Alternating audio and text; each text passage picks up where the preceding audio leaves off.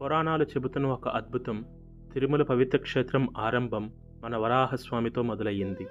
భూమిని చెడు శక్తుల నుండి రక్షించిన తర్వాత వరాహ అవతారంలో తిరుమల పర్వతంపై నిలిచారు. ఆ రోజే ఆ పర్వతం భక్తుల యాత్రకు పవిత్ర దారిగా మారింది. ఎన్నో యుగాల తర్వాత శ్రీ వెంకటేశ్వరుడు భూలోకానికి వచ్చారు, భక్తులకు ఆశ్రయం శాంతి అందించడానికి. ఆయన కూడా అదే పవిత్ర పర్వతంపై నిలిచారు. ఇది యాదృచ్ఛికం కాదు, భక్తులకు రక్షణ ఆశీర్వాదం ఒకే క్షేత్రంలో అందాలన్న ఒక దైవ సంకల్పం. అందుకే తిరుమలకు వచ్చే భక్తులు మొదట వరాహస్వామి దర్శనం చేసి తర్వాత ఆ వెంకటేశ్వర స్వామిని దర్శించి వాళ్ళ ఆశీర్వాదంతో యాత్ర పూర్తవుతుంది.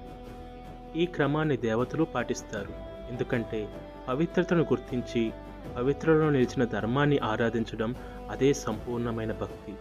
మీరు ఒక విషయం గమనించారా? మన యాత్ర రక్షణతో మొదలై ప్రేమతో పూర్తవుతుందని. తిరుమలలో వరాహస్వామి మరియు వెంకటేశ్వర స్వామి ఒకే స్థలంలో నిలవడం ఒక సాధారణమైన విషయం కాదు. ఇది భూలోకాన్ని రక్షించడానికి రెండు దైవశక్తుల చేతులు కలిపిన ఒక ఘట్టం.